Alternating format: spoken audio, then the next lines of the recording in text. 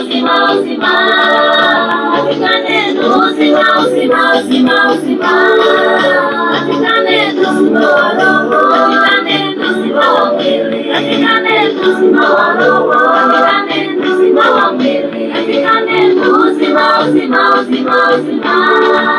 Katika neno uzima, uzima, uzima, uzima. Katika neno uzima wa roho, katika neno uzima wa mwili, katika neno uzima wa roho, katika neno uzima wa mwili, katika neno uzima wa kwako uko kwenye neno, uzima wa mimi uko kwenye neno. Neno la Mungu limehakikishwa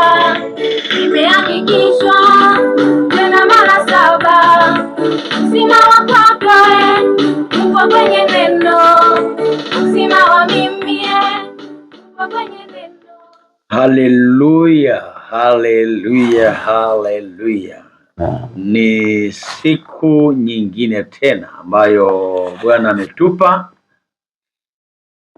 Ni siku ambayo Bwana ametupa tena. Tuna shukurani nyingi kabisa kwake kwa uhai na nafasi hii ambayo naamini ni zawadi kubwa kabisa ya wewe na mimi kuwa pamoja katika kipindi hiki.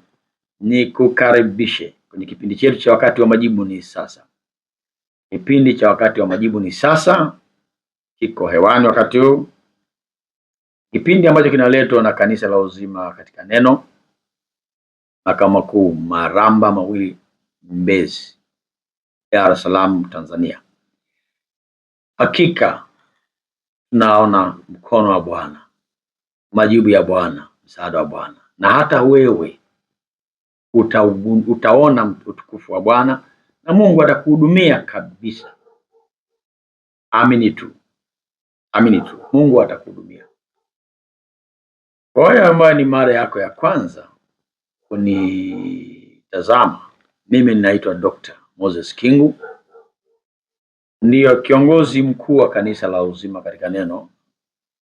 Kwa hiyo karibu sana na Mungu akubariki kwa kupata nafasi ya kuweza kuwa pamoja nami leo hii katika kipindi hiki cha Wakati wa Majibu ni Sasa. Niwakaribishe kutoka kona yoyote, mahala popote ulipo, katika nchi ya Tanzania au nje ya mipaka ya Tanzania, wote ambao Mungu amewapa nafasi ya kuweza kunifuatilia, na wakaribisheni na Mungu awabariki kabisa, awape haja ya moyo wako. Hakikisha tu unafuatana na kipindi hiki mpaka mwisho, kwa sababu hujui jibu lako linaachiliwa mwanzoni, katikati au mwisho. Kwa hiyo ni vizuri tuweze kuenda pamoja mpaka tunamaliza kipindi hiki kwa pamoja. Na naamini Mungu atakuwa mwaminifu kwako. Nimeanza kuzungumza juu ya mafanikio katika maisha yetu, mafanikio katika maisha yako. Lakini mafanikio haya hayaji kirahisi, ni vita. Kufanikiwa ni vita, maendeleo ni vita, ustawi ni vita. Kwa hiyo jana nilianza kueleza vita ya mafanikio, na leo nitaendeleza hapo, lakini katika upeo mwingine. Leo tutaenda kuangalia, nitauliza swali ambalo ndio itakuwa kama kichwa chetu kidogo cha leo. Anga lako limeshikwa na nani? Anga lako linamilikiwa na nani? Ndio ni swali ambalo ndio itakuwa ni kichwa chetu leo. Anga lako linamilikiwa na nani? Au linatawaliwa na nani? Anga lako, nani analitawala? Anga linaamua kile ambacho kitakutokea katika maisha yako ya kila siku. Tutashughulika kwa ukina kidogo hapo baadaye, lakini wakati nataka kuelekea huko, au kuomba uweze kuniambia Mungu amesema nini na wewe kupitia somo hili, kwa kuweka comment yako hapo, ukaweza share hapo. Lakini vile vile nikikuomba uweze kuwajulisha wengine wao. Kadiri utakapobarikiwa, naomba usaidie wengine kuweza kufuatilia fundisho la leo, na utakuwa umefanya kazi nzuri sana, kazi ya imani ambayo Mungu atakubariki kama mhubiri pamoja nami. Kwa hiyo nikuombe sana ili usibarikiwe peke yako, kisha hii linki unampa mwingine, au unaweza kufanya mwingine apate mafundisho kama haya. Tusikie kwa ufupi wimbo wetu. Huu wimbo wetu ni wimbo wa kipindi, na wimbo wenyewe tayari ni somo kubwa sana. Sikiza wimbo wetu unapojiandaa kusikia neno.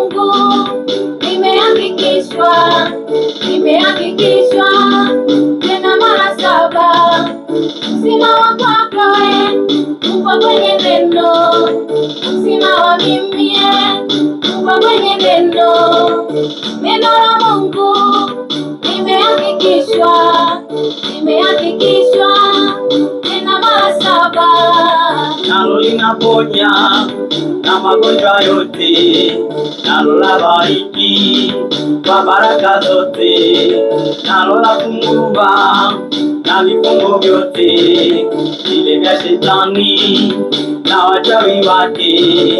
Nalo linaponya na magonjwa yote, nalo labariki kwa baraka zote, nalo lafungua na vifungo vyote vile vya shetani na wachawi wake.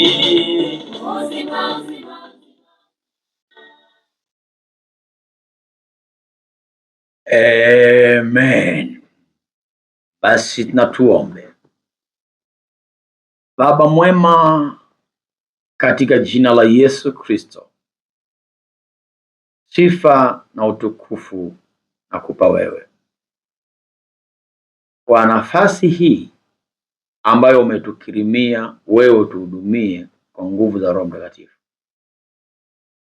Nikushukuru Baba kwa kunichagua ili wewe ukanitumie kubariki dunia. Dunia ibarikiwe. Wapendwa hawa wanaonitazama wabarikiwe. Huyu mpendwa anayetazama umbariki sana. Asante kwa kuwa unakwenda kugusa maisha yetu. Sifa zikurudie wewe peke yako. Basi anza nasi na wewe nasi hata mwisho mwema. Nitumie katika jina la Yesu Kristo. Amina. Amen. Mpendwa wangu, anga lako nani analimiliki? Hilo ni swali nataka kuanza nalo. Anga lako limeshikiliwa na nani? Nani anamiliki anga lako? Anayelitawala anga lako ndicho kinachoamua ufanisi wako wa kimwili, ufanisi wako wa kila siku, maendeleo yako ya kila siku. Hayaamuliwi na juhudi peke yake, hayaamuliwi na kazi unayofanya kwa bidii peke yake. Kazi kufanya ni jambo muhimu na ni la lazima na ni agizo, lakini kufanikiwa, kuinuka, kuwa na maendeleo inaenda zaidi ya kufanya kazi, zaidi ya juhudi. Inahitaji kujua nani anashikilia anga lako, na anga ndiyo kifuniko kinachoamua uende mpaka wapi, ndio inaamua uende kiwango kipi. Jana nilianza kuongea kuhusu vita ya mafanikio. na nikakuonyesha jinsi mfalme Farao alivyokuwa anaweka mipaka. Alikuwa anaamua watu wa Mungu wafanikiwe mpaka wapi. Aliwawekea vipimo hata vya kuabudu, waabudu kwa staili gani, waabudie wapi, waende umbali upi. Aliwatengenezea mazingira ya kuwazuia hata watoto wao wasipate kile ambacho wanataka imani yao. Kwa unaona, mfalme huyo ndio nazungumza ni anga. Anga lina utawala, na ule utawala unafunuliwa kwa mtu anayeonekana, lakini msukumo na nia huwa inatoka kwenye mfalme yule asiyeonekana. Naona niweke huo msingi. Mungu ndiye mfalme kwa upande wa Musa. Musa naye alipotumwa na Mungu, kama ambavyo nimetumwa na Mungu, alikuja kama binadamu anatembea, lakini kulikuwa na anga lililokuwa linamiliki. Kulikuwa na anga lililokuwa linamtawala. Wanadamu, mtu ungemuona Musa, ungemuona kuna mtu anatembea, lakini nguvu zake zilikuwa zinaamuliwa na anga la kwake. Nguvu zake zilikuwa zinaamuliwa na anga lililokuwa na mmiliki, ambao ni ile anga ndio tunaita ufalme usioonekana. Mfalme gani alikuwa anamiliki Musa? Mungu alikuwa anga la Musa, ndiyo anga lililokuwa linapambana na mfalme wa Misri. Kwa hiyo mafanikio ya Musa ni anga lipi lilikuwa liko juu yake, ni anga lipi lilikuwa linamtawala. Na wewe leo nataka nikuonyeshe anga lipi linakumiliki, litakufanya utoke kimaisha. Kama huna ufahamu huu, ukawa na bidii tu ya kwako binafsi, utavunjika moyo, utakata tamaa mapema sana, sababu mambo yatakuwa unaweka bidii, alafu yule mfalme wa anga atakuwa anakupangia mpango, fanikiwa 1 2 3, utaona unafanikiwa, kumbe amechora mstari. Akifika hapa majanga, atakuwa majanga. Kwa ni yeye ndio anaamua, kwa kutoka hapa fanikiwa, kufika hapa majanga, na hayo majanga huwezi kuyaepuka. Au fanikiwa, kifika hapa mikosi, na hiyo mikosi huwezi kuiepuka, kwa sababu ni anga ndio linaamua. Ni anga ndio linaamua. Wana wa Israeli ambao ni mfano wa watu wa Mungu, naongelea kama mfano, lakini naongelea maisha yako wewe na maisha yangu mimi, au tunatoa tu mfano. Walipokuwa wanaelekezwa na Musa ya kwamba Mungu amekutana na mimi na ameniambia aina ya maisha unaoishi sio maisha uliopangiwa. Akawaambia mpango wake ni mzuri mno kuliko tunavyoishi.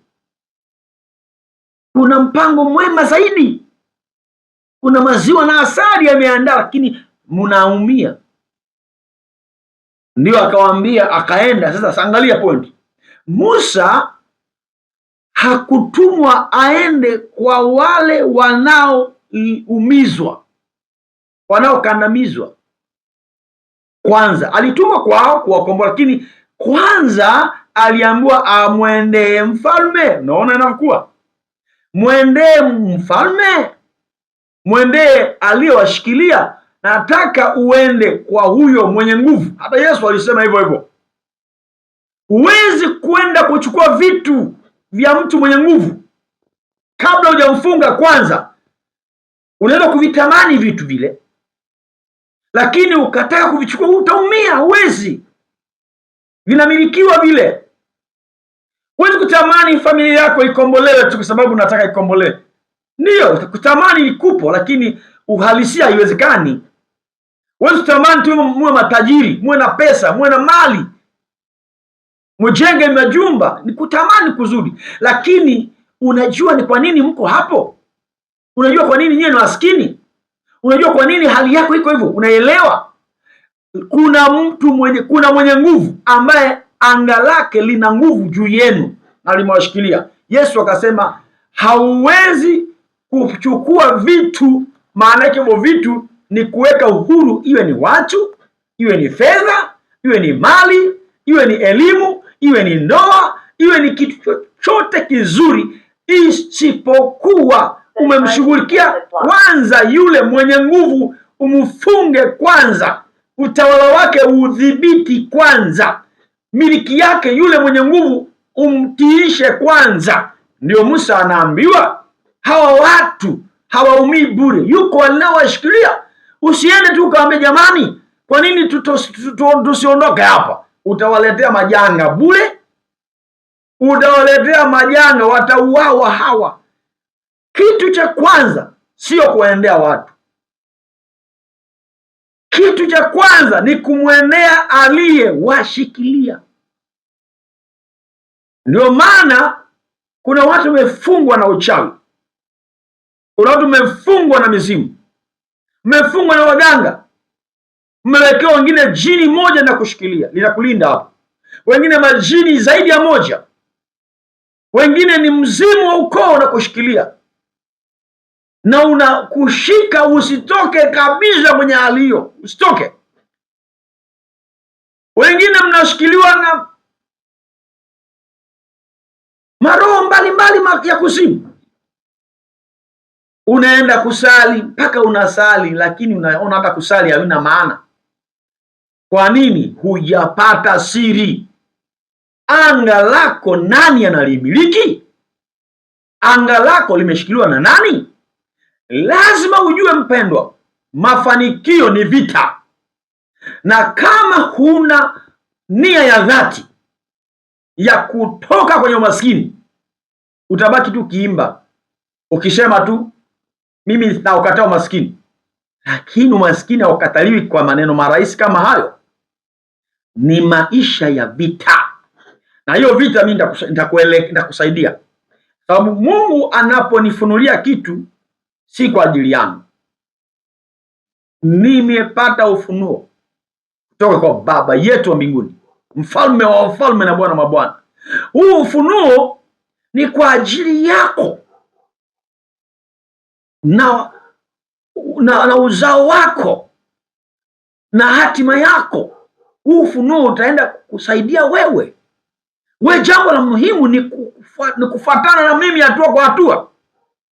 Najua umevunjika moyo sana, mambo mengi umepitia, umekata tamaa, hata mahubiri siku hizi uyasikilizi. Ni sawa, najua kwa hali hiyo, lakini hebu vumilia kidogo, tufuatane. Hujui jibu lako linatoka wapi, hujui Mungu wakati wa Bwana kwa ajili yako, majira ya Bwana.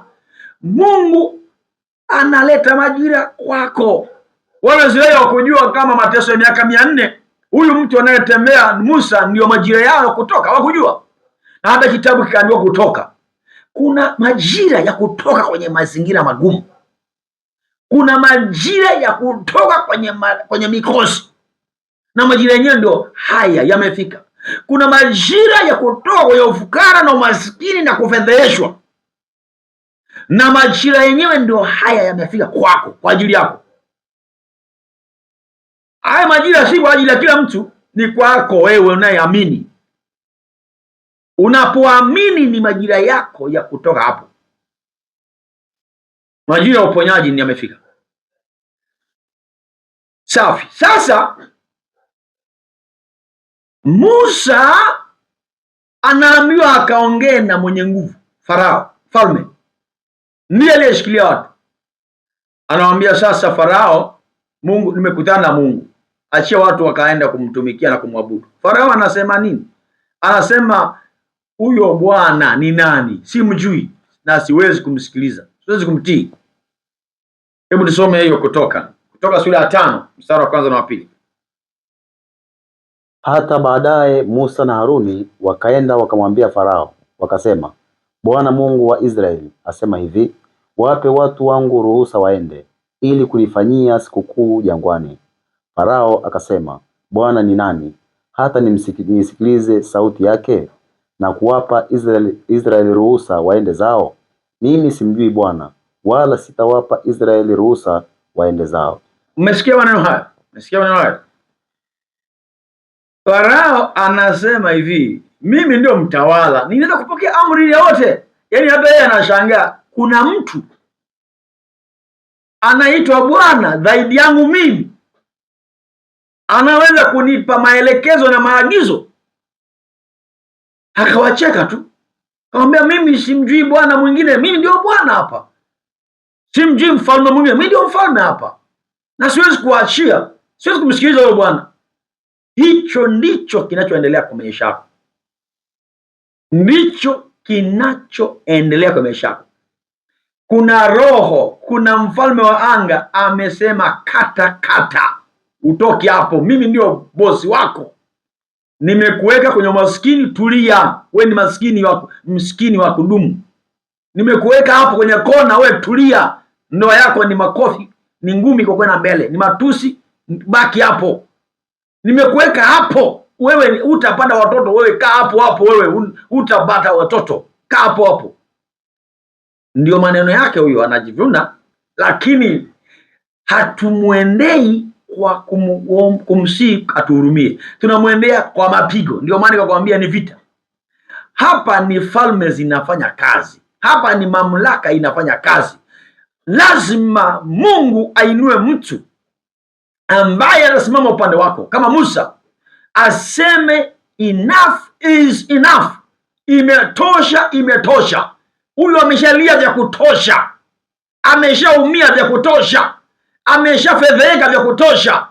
Hapa kuna maneno, Farao huna nguvu tena, kuna pigo inakuja hapa, kuna mamlaka ingine imeshuka hapa. Lazima nikukomeshe, lazima uone kwamba yupo mwingine mwenye nguvu kuliko wewe.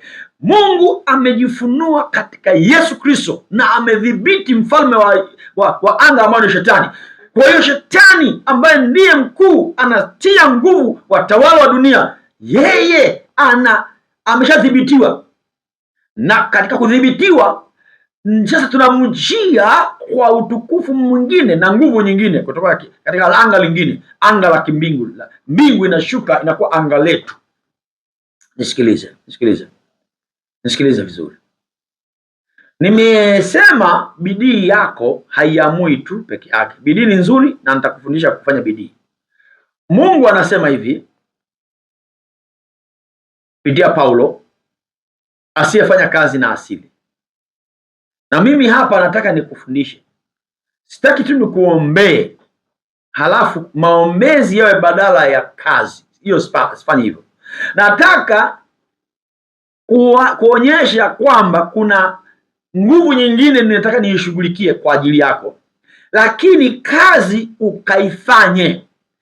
Baada ya kushughulikia hilo anga la kwako, hiyo mtawala anayemiliki anga la kwako, ndipo sasa utakapoingia kwenye hatua ya kufanya kazi.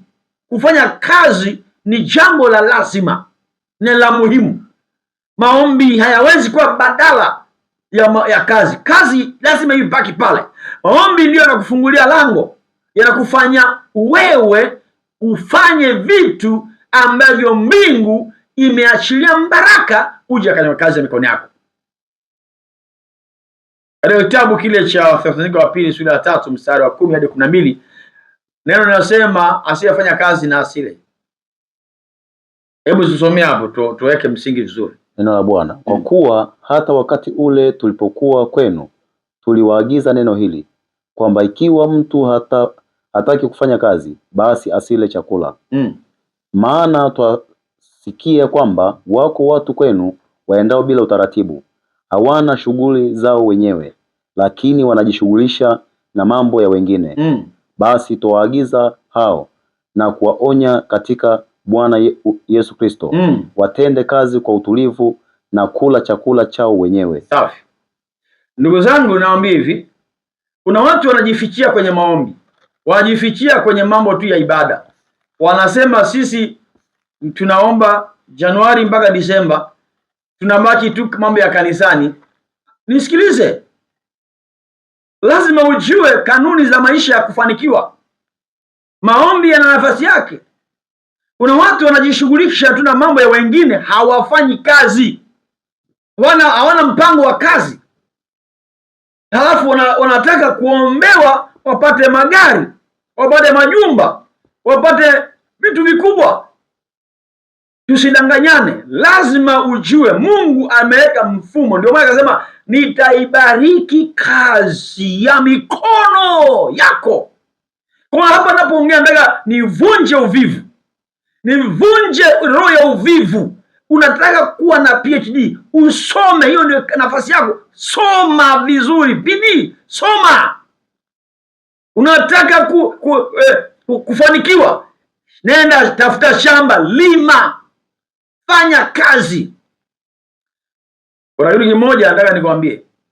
Unaweza kuniambia ndugu yangu, asante kwa mahubiri mazuri, lakini mimi sina kazi, nimesoma, sina kazi. Sina kazi.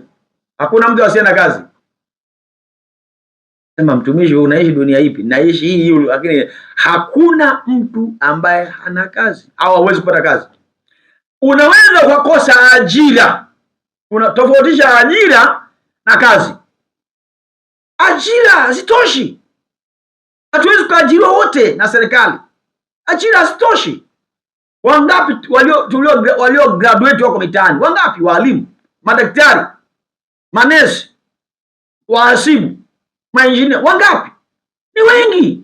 Sasa wewe ukibaki na akili hiyo moja ya kuajiriwa, ndio maana unafikiri hakuna kazi. Kazi zipo. Kwa mimi naongelea habari ya kazi, siongelea habari ya ajira. Ajira inaweza kukosekana, lakini kazi zipo. Sasa ni lazima ujue Mungu atabariki kazi. Hutaokota pesa mtaani. Sasa pamoja na jambo hili lazima, ndio nikasema kazi peke yake haitakutoa.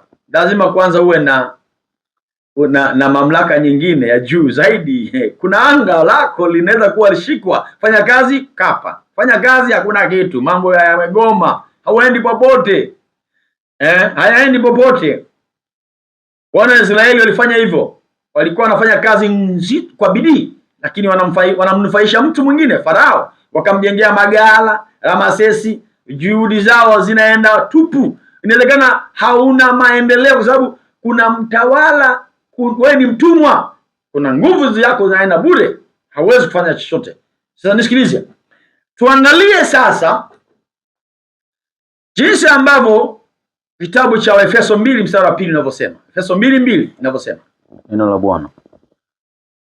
Ambazo mliziendea zamani kwa kuifuata kawaida ya ulimwengu huu na kwa kumfuata mfalme wa uwezo wa anga, sawa. Endelea. Roho yule atendaye kazi sasa katika wana wa kuasi. Sasa angalia. Hapa tunaambiwa kuna aina ya mazoea au kawaida, taratibu, sheria za dunia hii, namna ya mwenendo, mifumo ya dunia hii. Ndiyo mifumo inayoshikilia upateje pesa, upateje mali. Kwa hiyo kuna mifumo ya kupata pesa imeshikiliwa kwenye dunia hii. Sasa anasema nanyi mlikuwa mnaenenda kwa kufuata kawaida ya ulimwengu huu na kwa kumfuata mfalme wa uwezo wa anga. Unaona? Mfalme mwenye uwezo juu ya anga. Na huyu mfalme ndiye Roho anasema, na kwa kumfuata mfalme wa uwezo wa anga, Roho yule atendaye kazi sasa katika wana wa kuasi. Ina maana kuna roho ambayo inaachiliwa na mfalme wa anga. Hiyo roho inakuja sasa kuwaingia wenye mwili. Ile roho inakufanya wewe bila kujijua, ikupe msukumo batili, maamuzi batili, mwelekeo potofu. kuna roho ambayo itakuja kwako ambayo imeachiliwa, na mara nyingi hiyo roho inakuwa inazalishiwa kupitia wachawi, mizimu, waganga. Unatumiwa kitu kinakaa na wewe, jini inakaa na wewe, mkosi inaingia kwenye mfumo wako wa kuwaza, unakataa mambo ambayo yatakupeleka kwenye kufanikiwa. Ni roho ya kuasi maendeleo, kuasi mafanikio. Unakaa maeneo ambayo hautatoka. Kwa hiyo kuna roho ambazo inaelekezewa kila mtu. Kuna mtu mwingine anapewa pepo fulani.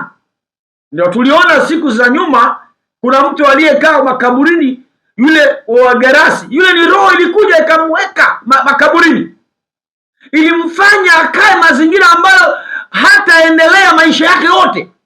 Na ukifuatilia yule habari, yule Mgerasi alikuwa ni mhubiri mkubwa sana. Kasome mwenyewe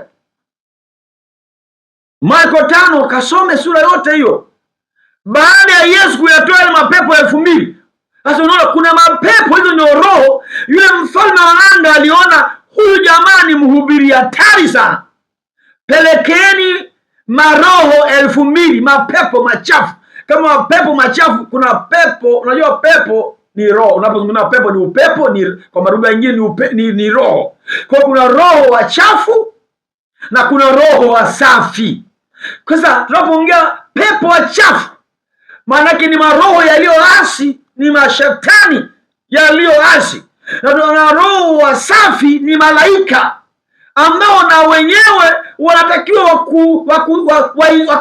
wakuingie ili wakupe msukumo, wakupe hamasa kutembea kwenye maendeleo, mafanikio, wakikupa akili ya mbinguni, ubunifu wa mbinguni, ujasiri wa mbinguni, imani ya mbinguni, uwezo wa kukabiliana na mambo mabaya bila kuyaogopa, na uwezo wa kutamka vitu kwa uwezo wa kimungu na vitokee. Maana yake kuna Roho Mtakatifu ambao anaachilia malaika. Kwa hiyo tunaongelea habari anga lililoshikwa na mapepo machafu, maroho wachafu, na anga ambalo lazima tuwashughulishe yale mapepo machafu yaachie anga lako, alafu anga lako lishikwe na roho safi. Roho safi, malaika washike.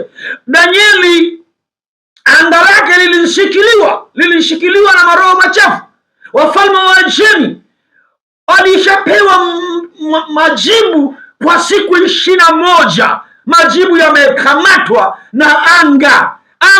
Roho mfalme wa anga alikuwa ameshika majibu ya Danieli. Majibu yako inawezekana ameshakuja siku nyingi mno. Danieli kwa siku 21, pengine ya kwako mwaka mzima yameshikiliwa pale, pengine miaka 5. Kuna kitu unachokiomba sasa ulishapewa miaka 5 iliyopita. Nyumba unayoitafuta ulishajenga miaka 10 iliyopita, lakini mpaka leo unakaa nyumba ya kupanga kwa sababu hujui nyumba yako umeshikiliwa na anga gani. Kwa hiyo kilichotokea, umekata tamaa, kazi yako imekamatwa na anga gani?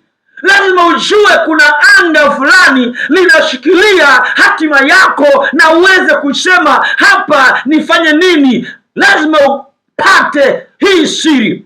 Anga lako limeshikiliwa na mfalme gani? Nani anatawala anga lako? Ile anga, hata ukiwa na bidii, fikiria mtu kama Danieli ana bidii, tuseme ni mkulima, lakini anga lake limezuia nyanya zake zisifanikiwe, limezuia mihogo yake isistawi, imezuia ndizi zisistawi, imezuia mtama usistawi, imezuia mpunga usistawi, imezuia, anga lake limezuia mpaka mvua. Anga lake limezuia kila kitu. Kajitahidi biashara yake, anga limeshika wateja hawaji. Anga limeshika mume haji. Anga limeshika mke haji. Hata akija anakuona kama kinyago tu, anakwambia mimi sio size yako, huwezi kunioa mimi. Lakini anga likiondoka, nakwambia haijalishi una hela au huna hela, maana anga lako likuwa limeshikiliwa na Bwana.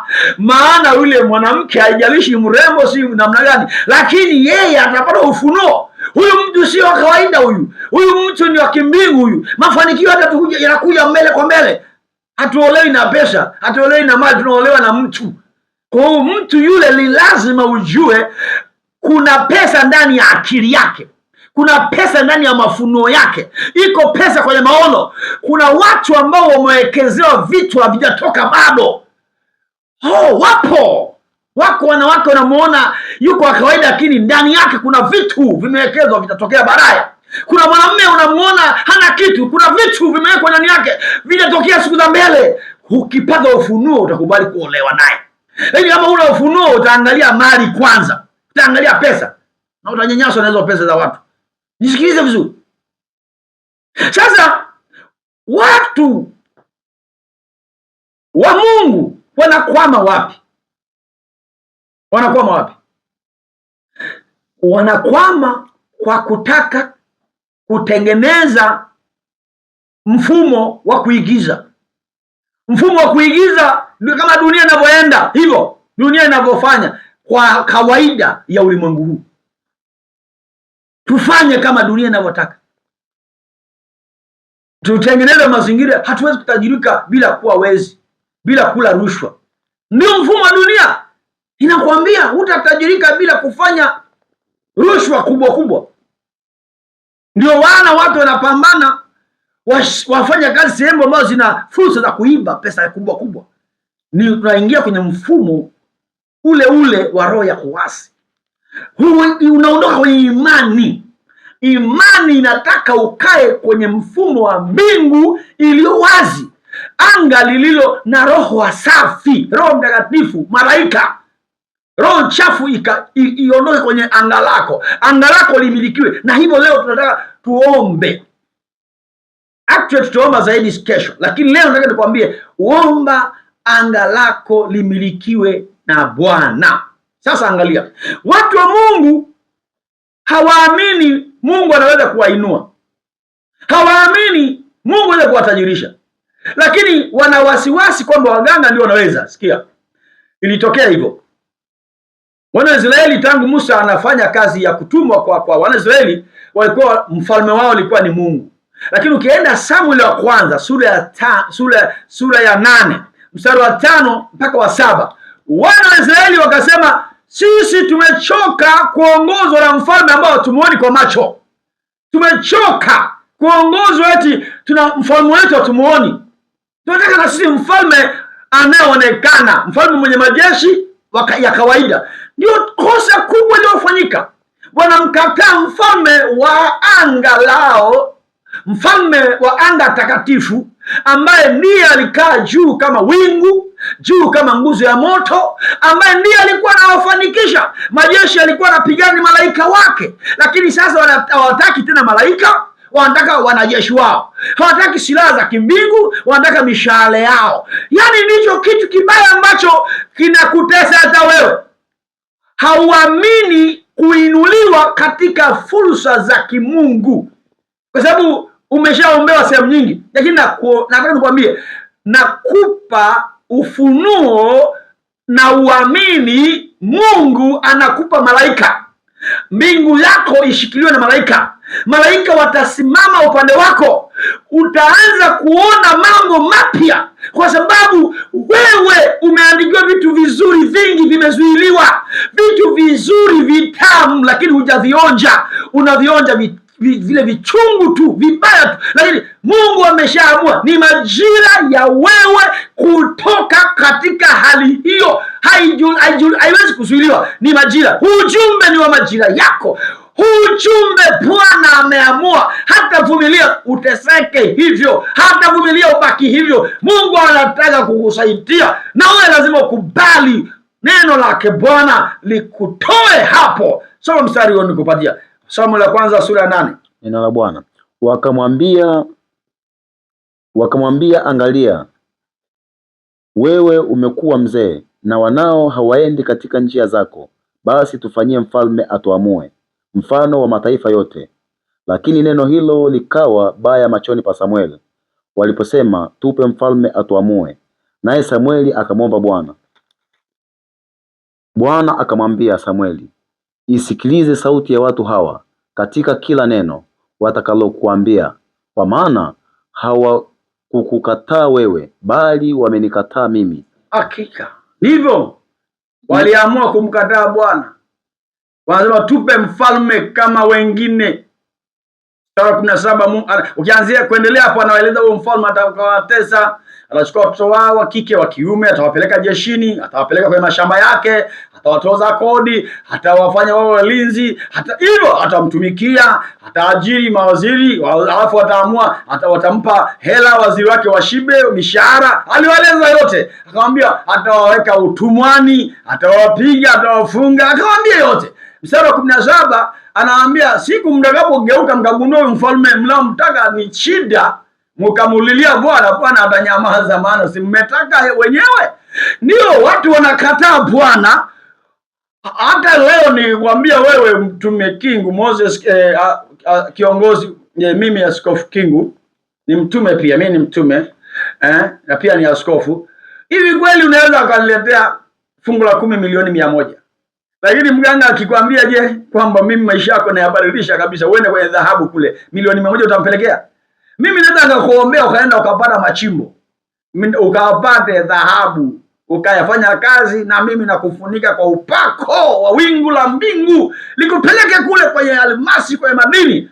Mimi nina ufunuo, siamini tu maskini. Nataka nikufunike uende kwenye shamba lako, kwenye biashara, ili malaika waende, niwaachilie waende na wewe ukafanye jambo. Utaona la na bahati, sio bahati. Wako malaika wanakuambia chimba hapa, chimba pale, fukua hapa. Malaika wako hapo watakuinua na kukusaidia, lakini unaamini? Sasa mstari wa 17 na 18, hebu soma. Atawatoza fungu la 10 na makundi yenu, nanyi mtakuwa watumwa wake, nanyi mtalia siku ile kwa sababu ya mfalme wenu mliyejichagulia. Bwana asiwajibu siku ile.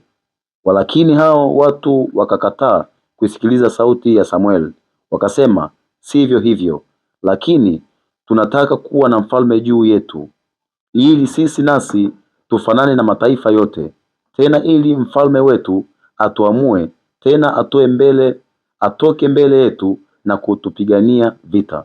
Haya, wameamua mfalme wao akawapigania vita. Simuona haya, wape hao wape mfalme akawapiganie vita. Wamemkataa Bwana, wape, nendeni mkapigane huko vita, alafu mgundue kuna anga liko kinyume na wewe.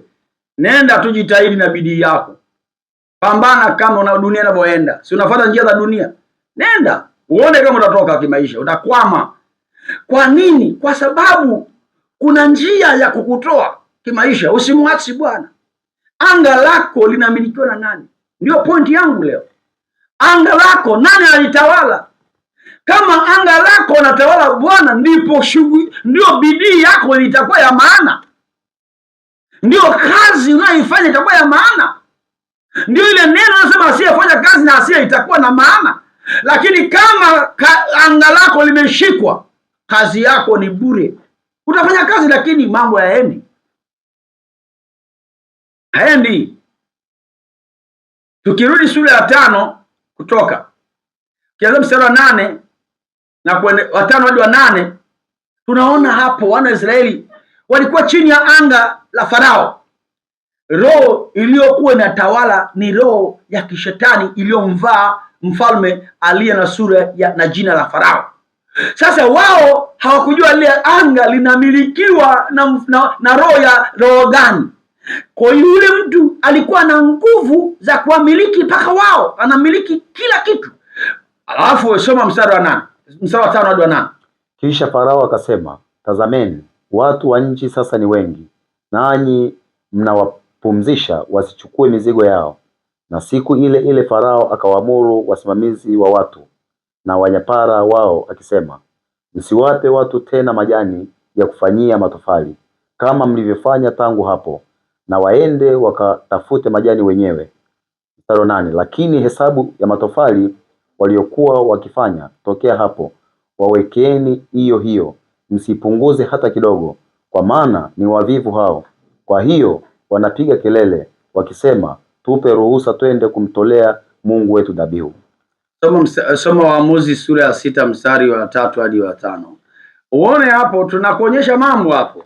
Nataka tukashughulike na anga linalokushikilia. Anga leo lazima leo anayeshikilia anga lako lazima aliachilie. Hapa Farao anawaambia hivi, hawa wateseni hao, wapeni kazi ngumu sana hao. Lakini hiyo ni unafanya kazi ngumu, mateso, unapigwa. Halafu wetu tunataka kumwabudu Mungu. Uabudu unazuiliwa, mateso ni kwenda mbele. Kuna anga, kuna anayeamua, sio wewe unaamua. Sasa angalia, ndio naangalia kazi.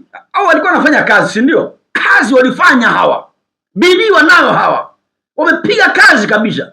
Lakini na wengine sura ile inayoenda kusoma sasa walifanya kazi, lakini kulikuwa na anga la Wamidiani. Wamidiani ndio walikuwa wanaamua, ukipanda wanakuja wanavuruga, wanaharibu kila kitu. Hebu soma.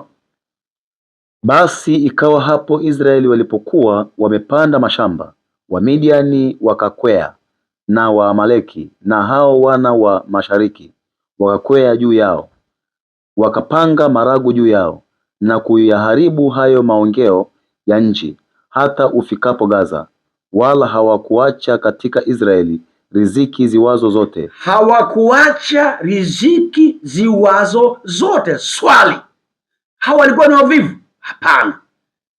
Hawakufanya kazi hawa? Hapana. Walifanya kazi. Walilima mashamba, si ndio? Ndio, walilima mashamba. Walipanda mbegu, ndio. Waliotesha, walifanya kazi. Hawakuwa wavivu.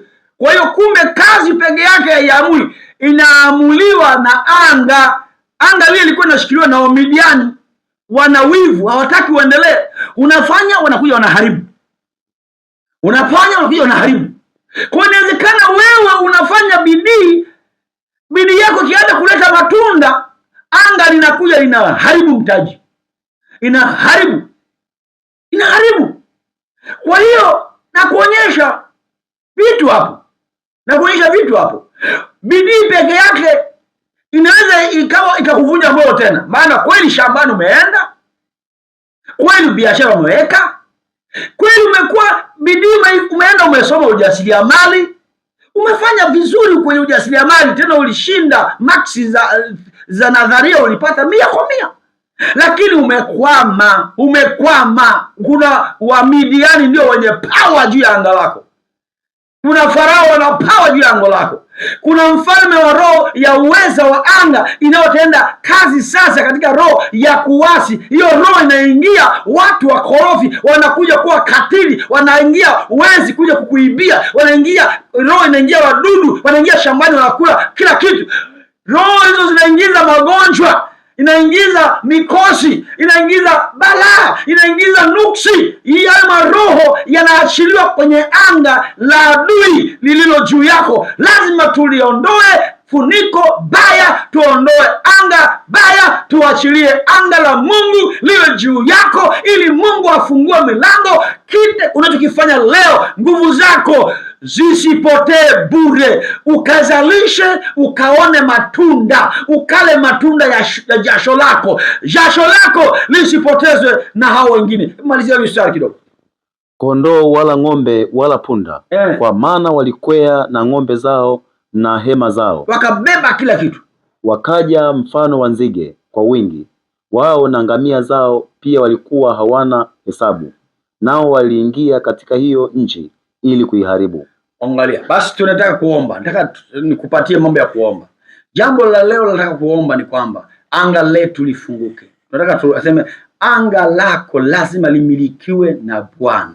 Lazima anga lako liamuliwe na Bwana, ili mambo unayoyafanya yakafaulu, ili kile ambacho Mungu amepanga kisichafuliwe na Wamidiani, kisivurugwe na Farao anayesema mimi simjui nani, hakuna wa kuendelea.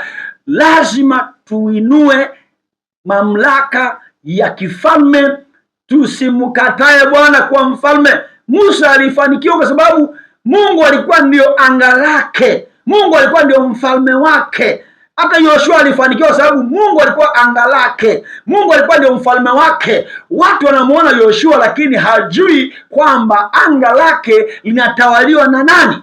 Anga lako litawaliwe na Bwana wa mabwana, mfalme wa wafalme, Mungu mkuu Yesu Kristo ameshinda falme zote, ameshinda miliki zote, ameshinda maroho yote, ameshinda mapepo yote, ameshinda mizimu yote, ameshinda majini yote. Yesu Kristo ameshinda mizimu yote, mapepo yote, nuksi zote, laana zote, kila kitu cha kuzimu Yesu amekishinda. Na leo napotangaza katika jina la Yesu Kristo, Mungu mkuu Jehova, na aliondoa funiko baya kwako, na kamata roho chafu ile ya anga inayoshindana wewe, na amuru leo roho hiyo ikakwachie ya jina lako.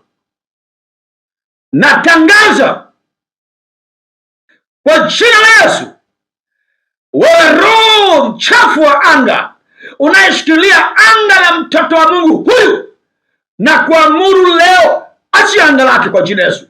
Achia anga lake mara moja kwa jina Yesu, na kila kilicho chema ulichoshikilia achia kwa jina Yesu, na kuamuru achia anga la Danieli wangu. Danieli anayetazama leo, Danieli ni wewe, wewe falme za Wajemi, achia majibu ya Danieli, achia majibu ya Danieli, achia afya ya Danieli, achia pesa zake, achia hizo pesa kwa jina Yesu, achia hizo nyumba kwa jina Yesu, achia hizo magari kwa jina Yesu, achia hiyo mume kwa jina Yesu, achia hiyo mke kwa jina Yesu, achia hao watoto kwa jina Yesu, achia hiyo elimu kwa jina Yesu, na kuamuru achia anga hilo, nalikamata nalimirikisha kwa roho wa Bwana Mungu mkuu Jehova mkuu, Bwana aliyefanya mbingu na nchi, na milikisha huyu mtazamaji wangu, mbingu ishuke ikamate anga lake, na andika jina la huyu mtu anayetazama kwenye anga la Bwana. Bwana achilie malaika, roho safi, roho watakatifu, roho wasaidizi, malaika wa Bwana washuke kwa huyu mtu, kwenye shamba lake, kwenye biashara yake, kwenye tumbo lake, kwenye watoto wake, kwenye nyumba yake, kwenye mipango yake. Malaika wakusaidie, anga lako liwe safi, liachilie mema, matunda yaje kama walioharibu wale wa Midiani. Sasa roho wa kuzalisha waje, roho wa kufanikisha waje, roho mastawi waje, wa kukustawisha, wa kukufanikisha. Shamba lako liingiwa na roho wa mbinguni, roho wa safi, malaika wajengwe, yajae kwenye udongo. Utakapopanda udongo huo, nimeachilia mbingu, malaika wa ubariki udongo wako, ukabarikiwe, ukazalishe. Naingiza wale roho wasafi, roho njema kutoka Bwana kwenye mifugo yako, kwenye ng'ombe, kwenye kondoo, kwenye mbuzi, kwenye kitimoto, kwenye kuku, kadobo ziba babo janda narina magezibo zabaka naramazibe bebozi. Utajiri wako umewekezwa kwenye hao kuku, utainuka kuwa tajiri. Kwenye hao ng'ombe utakuwa tajiri, kwenye hao nguruwe utakuwa tajiri, kwenye hizo bustani utakuwa tajiri, kwenye hiyo kazi utakuwa tajiri, utainuka. Bwana anakupa upendeleo. Mikono yako ninaibariki, naifunika na dhahabu, naifunika na almasi, naifunika na madini, ikavutie, ikaguse kitu, kikaonekane, ikakamate pesa, ikakamate mali. Huo mkono wako utakapogusa, mtu apone, ardhi ipone, nyumba ipone. Mikono yako naifunika na upako, na uponyaji ukae mikononi mwako. Yesu akasema, mtaweka mikono juu ya wagonjwa watapona. Na mikono yako na iwekea uponyaji, wakaponye ardhi. Weka mkono kwenye shamba lako, ardhi yako ipone. Weka mikono kwenye banda lako, banda lipone. Weka mikono kwenye mifugo, mifugo ipone. Nenda kaweka mkono kwenye biashara yako na iponya biashara. Weka mkono kwa kazi yako, kazi yako ipone.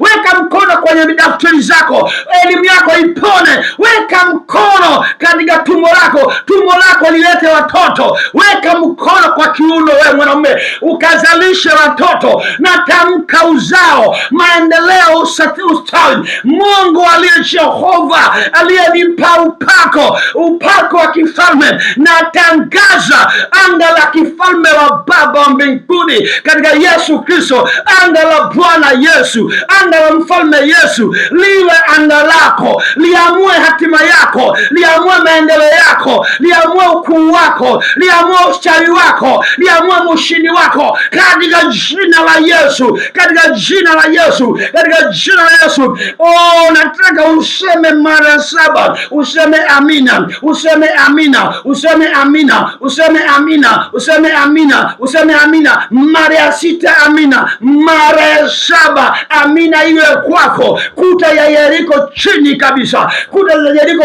chini kabisa, vizuizi chini kabisa, vikwazo kwisha kwa jina la Yesu. Falme wa giza dondoka, Farao dondoka, kazi za kuzimu dondoka kwa jina la Yesu. Naachia, uwezi kuamua juu ya hao watu. Nenda kumalizia mstari 1 2 tumalize sasa. Mtu ambaye yuko chini ya miliki za anga baya, unateswa, unaenda kuomba msaada kwake. Hebu soma Kutoka sura ya 5 mstari wa 15 mpaka 17. Tunamalizia hapo. Neno la Bwana. Basi wanyapara wa wana wa Israeli wakaenda wakamlilia Farao wakisema, mbona umetutendea hivi sisi watumwa wako? Watumwa wako hawapewi majani, nao wanatuambia fanyeni matofali. Na tazama, watumwa wako wapigwa, lakini kosa hilo ni la watu wako mwenyewe. 17. Akasema, wavivu ninyi, wavivu, kwa ajili hii mwasema tupe ruhusa tuende kumtolea Bwana dhabihu. Unaenda kuomba yule aliyetoa amri uteswe. Unaenda kumlilia yule aliyeamuru uwe maskini. Unaenda kumlilia yule ambaye amesema usiolewe wala usioe. Ni mwisho kwenda kumlilia. Nimegeuza. Hakuna sheria hiyo, nimeipindia, nimeivunja. Nimeondoa mamlaka ya Farao. Hawezi tena kuamua juu ya maisha yako. Mbingu imeamua. Mbingu imeshaamua. Yesu ameshaamua. Sasa hivi lazima uinuke. Huyo atahuzunika, atapigwa, mapigo yatakuwa mfululizo mpaka utashuhudia ukuu wa Yesu alivyomdhibiti shetani. Utajua Yesu alivyomshinda shetani na mizimu yake na mapigo yake na umaskini wake. Yesu alibeba maskini ili tuwe matajiri. Mungu akubariki. Baraka wa Ibrahimu, baraka wa Isaka, baraka wa Yakobo, baraka wa Bwana wetu Yesu Kristo ukukalie kichwani, na mbingu ziseme ndio kwa maendeleo, mafanikio na kuinuka katika maisha yako. Sema tena amina. Amen. Thank you, may God bless you. Tumefikia mwisho leo. Kesho nitaendelea. Usisahau kesho nitaendelea. Kuna vitu ambavyo nitakuwa niongea sijaviongea. Kesho nitaviongea kesho. Sasa tuna sadaka. Tunataka tuwe watu wa imani. Tuunge mkono injili ya Bwana. Tusitoe tu sadaka vidogo vidogo. Tufanye kitu kivunja falme za giza. Toa sadaka. Nakupa namba ya sadaka. Namba ya sadaka ndugu yangu, hebu wasomee. 51 35 35 05 85. Narudia tena 51 ndio 35 05 85, na jina Uzima Katika Neno. Asante sana. Na pia tena tuna Tigo au Yasi ambayo ni 07 14 78 78 34. Ni 07 14 78 78 34, na jina Moses Kingu. Na kushukuru kwa kunitazama na kunisikiliza. Tukutane tena kesho kwa neema ya Bwana. Bye bye.